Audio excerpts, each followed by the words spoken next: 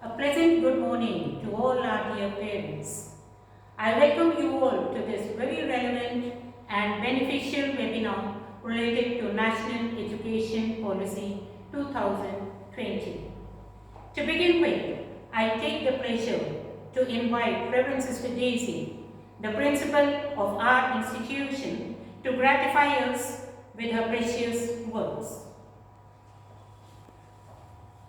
Peace and well-being to all of you, my dear parents.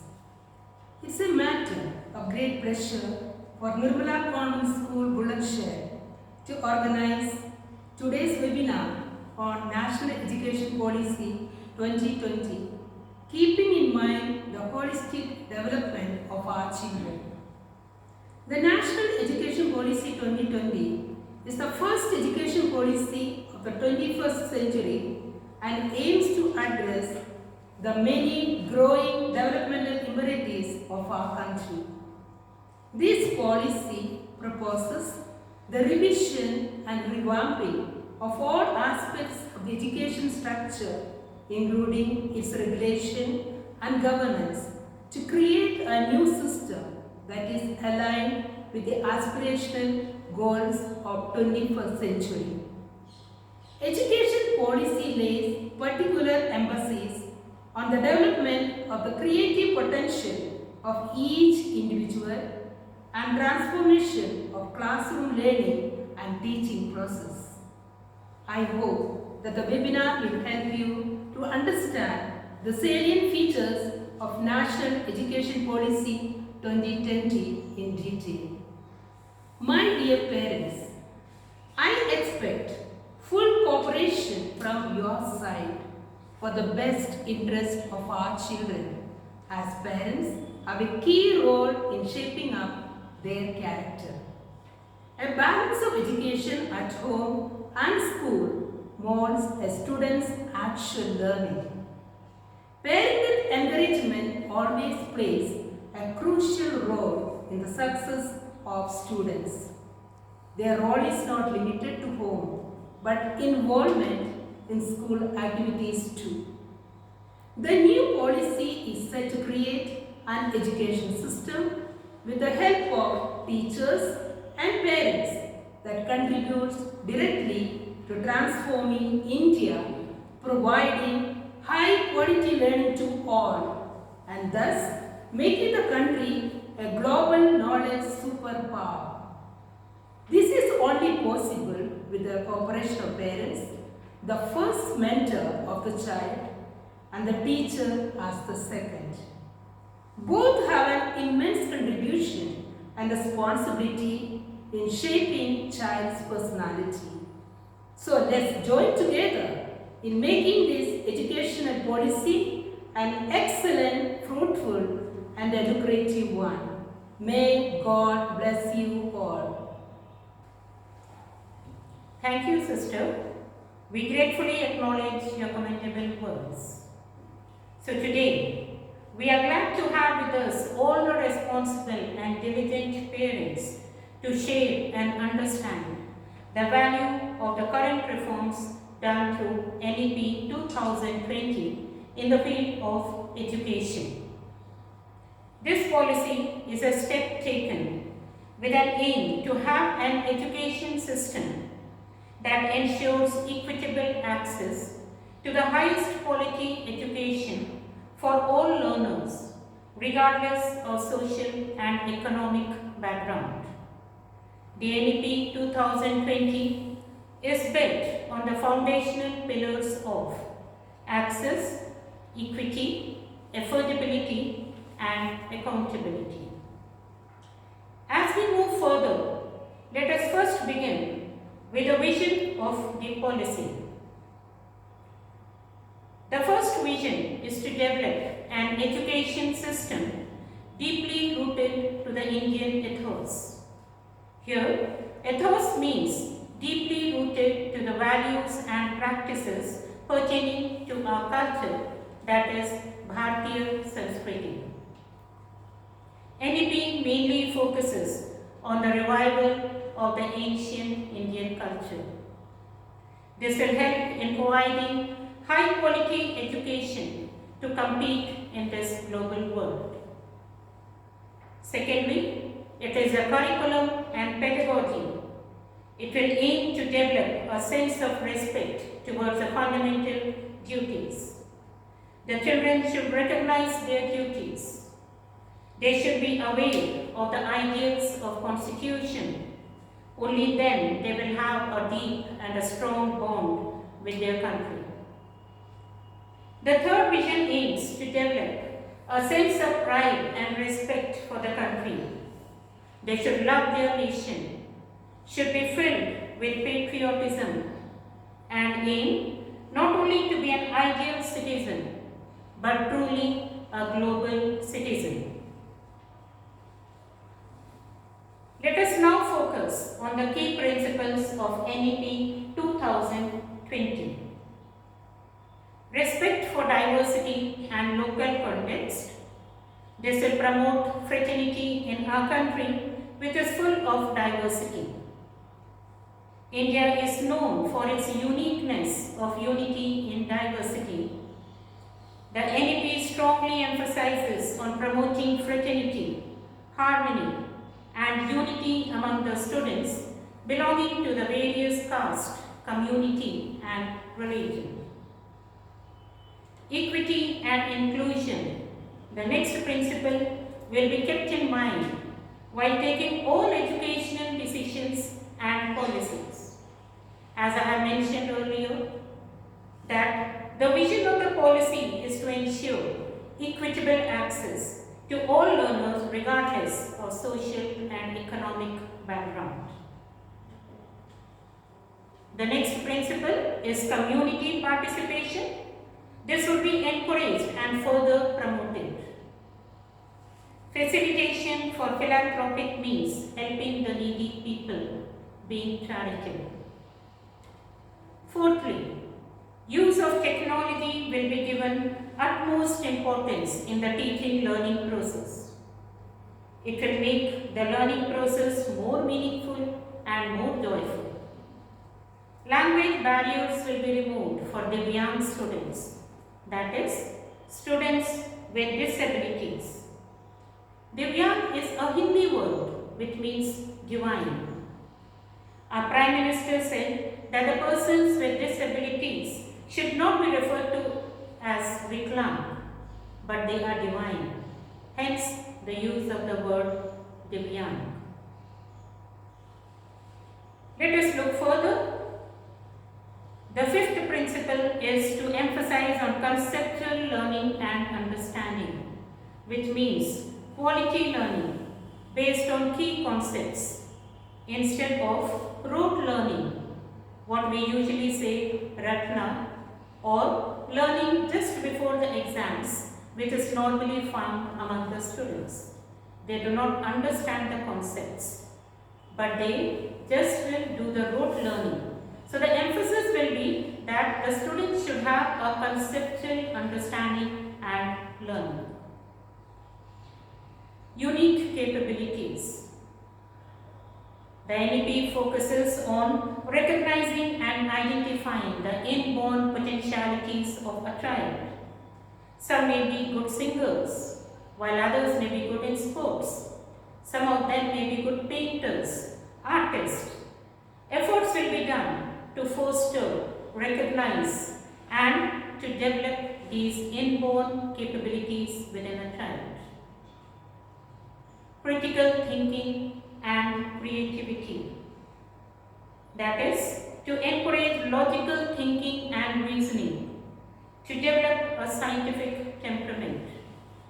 The child should be able to tackle if he or she finds themselves in a critical situation. They should know how to deal with it, how to come out of it. Students should be innovative, creative in their working. Finally, a continuous review and a regular assessment will be done by the educational experts. The next feature is transforming curricular and pedagogical structure. The new pedagogical and curricular structure of school education is guided by a 5 plus 3 plus 3 plus 4 design corresponding to the age ranges of 3 to 8, 8 to 11, 11 to 14 and 14 to 18 years respectively. Let's try to understand this stage-wise. The first stage is a foundational stage. Let us divide this again into two parts. That is 3 years of Anganwadi or preschool plus 2 years in primary school, that is in the grades 1 and 2. Both these together will cover the age group of 3 to 8 years. The salient features of this stage you all can see is based on play activity. Focus will be on good behavior, on courtesy, on ethics, developing personal and public hygiene, cleanliness. Focus will also be done on teamwork and cooperation. These basic qualities, if inculcated in a child at a tender age, is then carried further diligently by the child. The next stage is a preparatory stage, grades 3 to 5, covering ages 8 to 11 years. With the introduction of experiential learning, it will be activity-based and interactive classroom learning. Gradually, in this stage, we will be shifting from a play-based learning to a more formal classroom learning through interactive teaching learning. New subjects would be introduced like physical training, art, languages, science and mathematics. Emphasis will be also given on developing the reading, writing and the speaking skills among the students. The next stage is the middle stage, grade 6 to 8, covering age 11 to 14 years.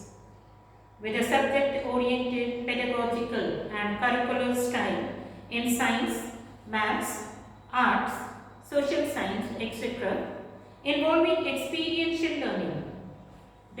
Discussion on more abstract concepts would be done. Lastly, it is a secondary stage. Grades 9 to 12, let's again divide this into two phases. 9th and 10th in the first phase and 11th and 12th in the second phase, covering ages 14 to 18 years. Emphasis here will be on greater depth, greater critical thinking, greater attention to life aspirations, and greater flexibility and student choice of subjects. Multidisciplinary studies would be followed. More frequent assessment of modules would be conducted.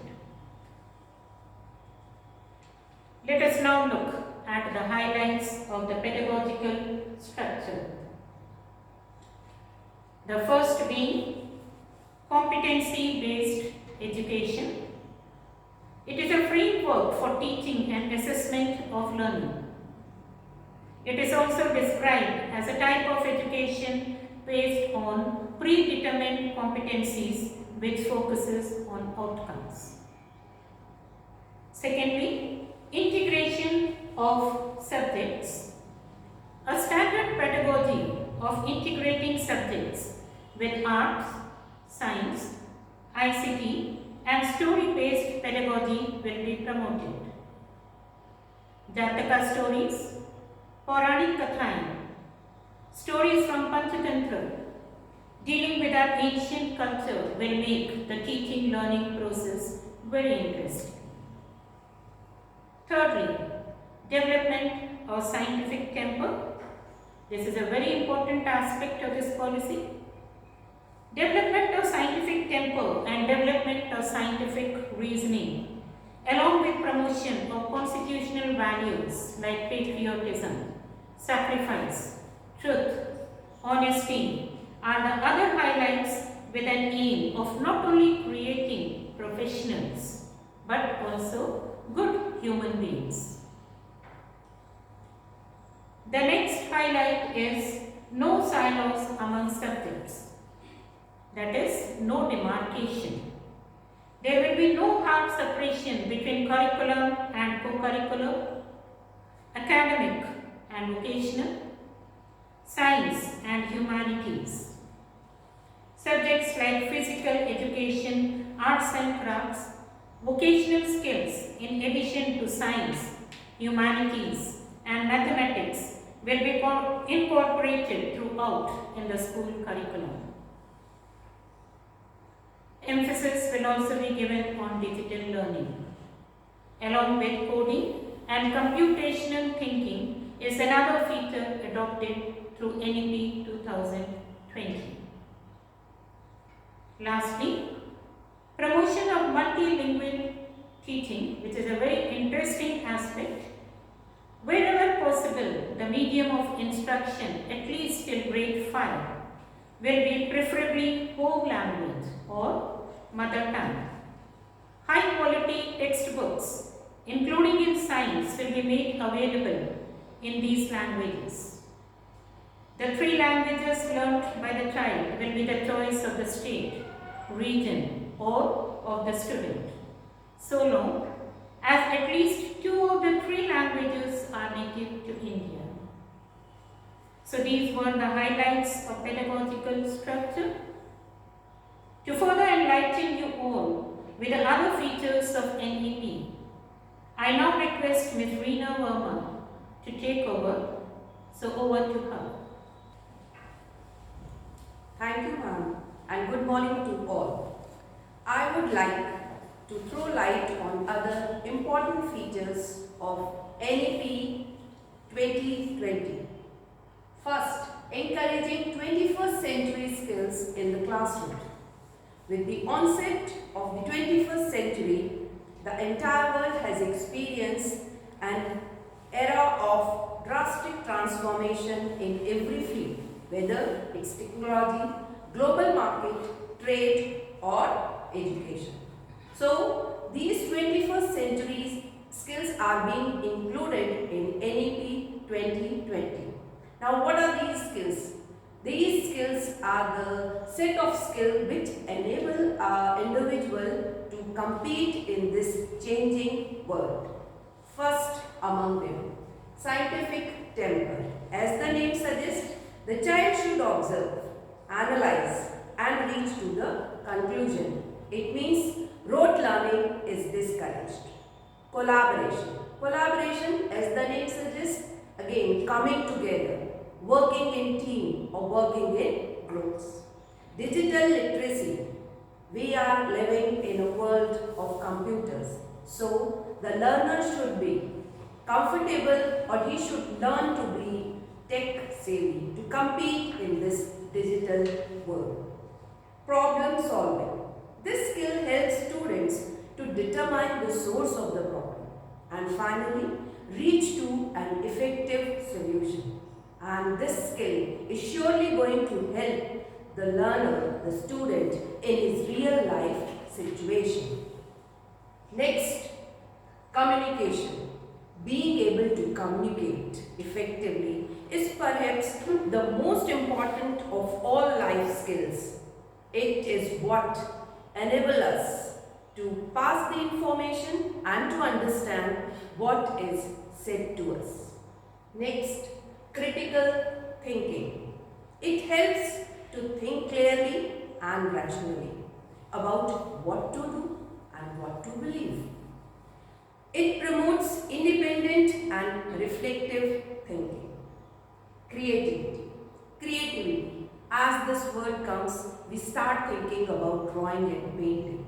But no, creativity means original and innovative ideas.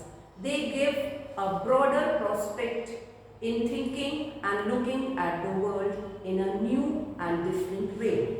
Health and fitness. A healthy mind resides in a healthy body, and NEP is not lagging behind in this. So, a lot of emphasis has been laid on physical activities that would make us and the children more active and mentally and physically fit. social responsibility. The future generation should be socially responsible for their action towards their country, or their action should be as such that they should know what to do and what to believe. Social skill is one of the best skill that helps the students to make more friends during their education time or during their schooling days. This skill molds them to understand their responsibility towards their family, their school, their society, and finally towards their motherland. It is this skill that molds these young students into sensible, responsible citizens and in future upcoming leaders who would take our country to a greater or new zenith of success. Next, it's year-long course during grades 6 to 8. On the launch of National Skill Development Program, Kaushal Bharat, Kushal Bharat, the Prime Minister said that it has the ability to produce world's highest skilled workforce, and he was very true, because now in NEP has focused in developing vocational training for the students of classes 6 to 8, and they would be trained in different type of skills like carpentry, metalwork, electric work, gardening or pottery according to their interest. And these students will be trained by skilled craft person in these fields, and for this special 10 bagless periods are added to their curriculum. One thing is this, that which skills to be introduced, it will be decided by the local communities and the state. Next, it is redesigning report cards to assess holistic development of each child. The progress card of all students for school-based assessment will be redesigned. Now, it will be a holistic 360-degree multi-dimensional report that reflects the progress and uniqueness of each learner in the cognitive, affective, and psychomotor domains. Quizzes, role-play, group discussions, portfolios are some of the techniques that would be used for assessing the students for this, their qualities. Teachers and parents are also involved in this, and for this, interactive questionnaires are being prepared to involve parents in the holistic development of their child. Students will be assessed by their peers and finally by the teachers.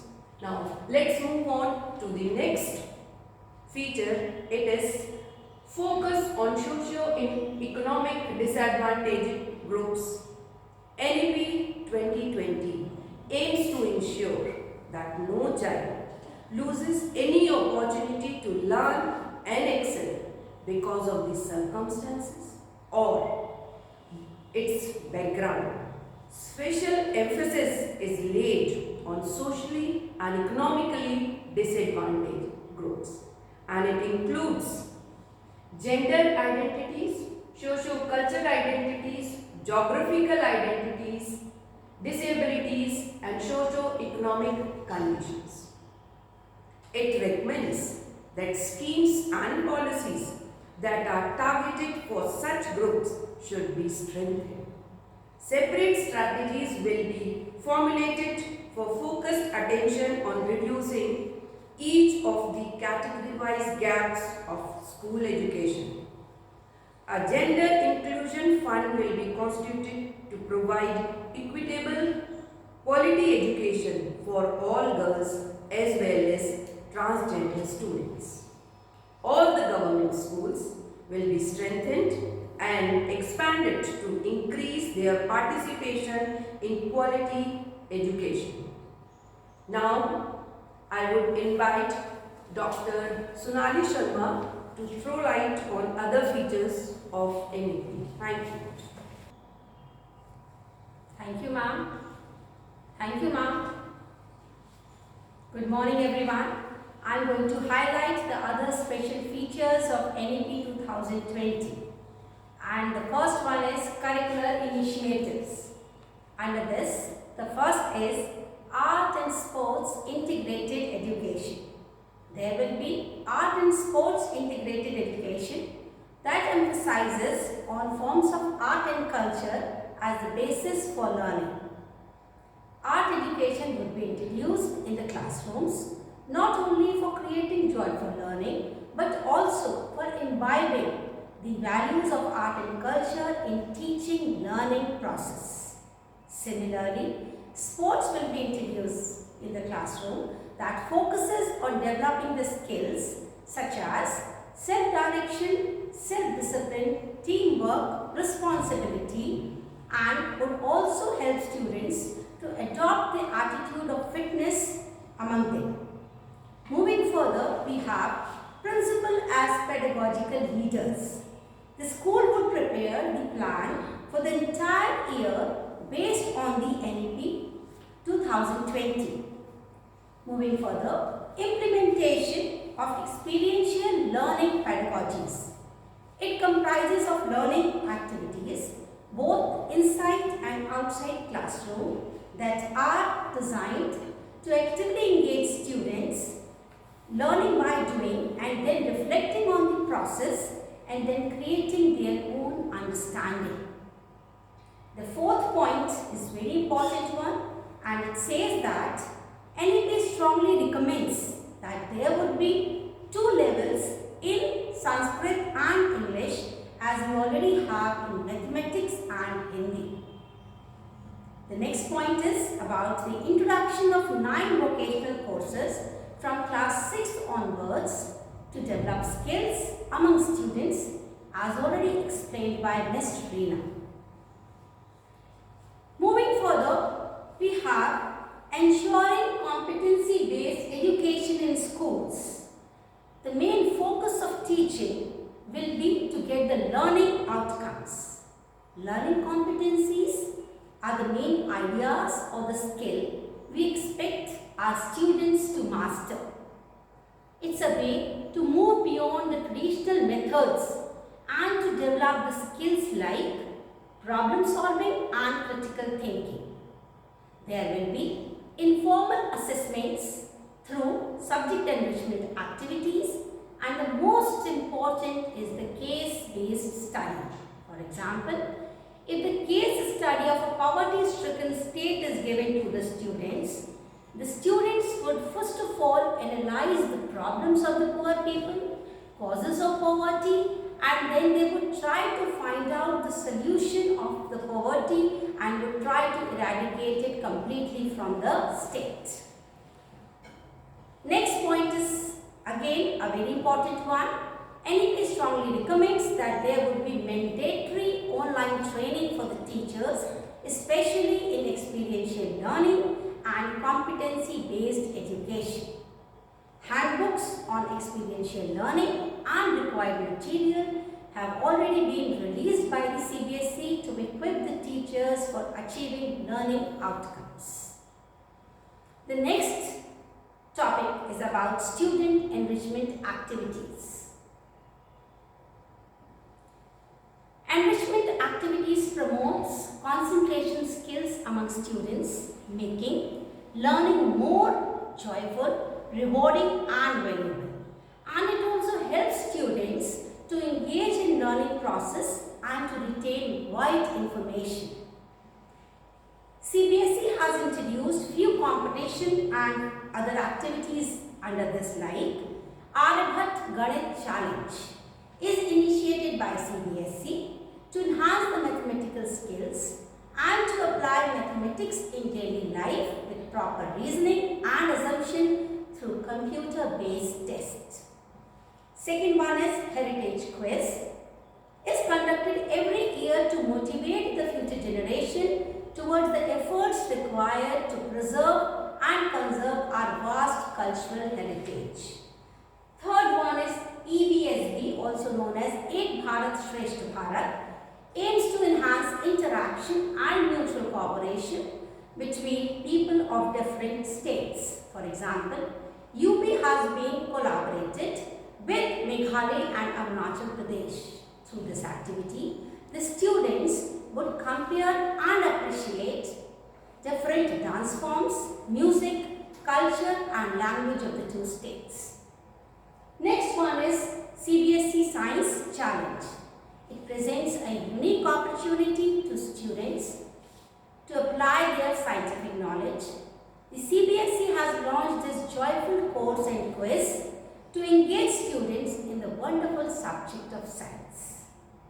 The next is Science Exhibition. Is to develop scientific attitude in the young generation of our country to make them realize the interdependence of science, technology and society. The next heading is Khelo India, which aimed at mainstreaming sports as a tool for national and economic development and to promote fitness across schools, women and at grassroots level. Next one is Expression Series. The objective of this series is to make the school students aware about the legends who have made commendable contribution towards the development of the country in their respective field. The last one under the subject enrichment activities is the Reading Challenge that aims to get children to read wide variety of books and inspire them to read for fun, pleasure and personal achievement. Now moving further, let us now discuss the role of parents and community for a positive learning environment. India is a country of youngsters. Half of our population is below 25 years of age. Our mission is to equip our future generation both with skill and knowledge so that they could drive India's entrepreneurial and competitive spirit. With these efforts, surely India would emerge as a global power. We need to teach our children that they are responsible for their conduct in life. In order to achieve these objectives, the parents are required to keep certain points in mind. The first one is, parents are expected to know about the learning outcomes, portfolios, home assignment from the concerned teachers. Second is, parents of children with learning and physical disabilities need to be sensitive and look for the development for their child in collaboration with the school. The third point says that parents should attend the workshop on parenting about exam-related anxieties, child abuse and adolescence issues conducted by the school from time to time. The next point, parents are required to keep a bird's eye view on the school activity calendar and the child's progress. The next point is, parents should deal with love, affection and assist their ward to grow and learn in a positive and constructive manner. It's very important for the emotional and mental development of the child.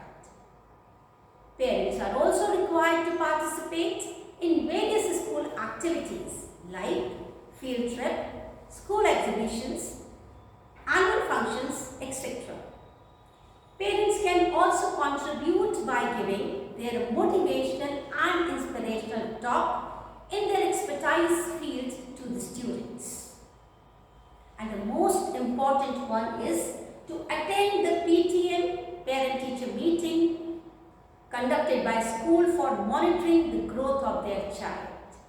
Let us take this NEP 2020 as a challenge and work together as a team for the overall development of our children, who are the future generation of this great country. It is rightly said, future generation will judge us by not what we say but what we do. This brings me to an end of our presentation. Kindly send your queries and feedback on the email displayed on the screen. Thank you. Have a nice day.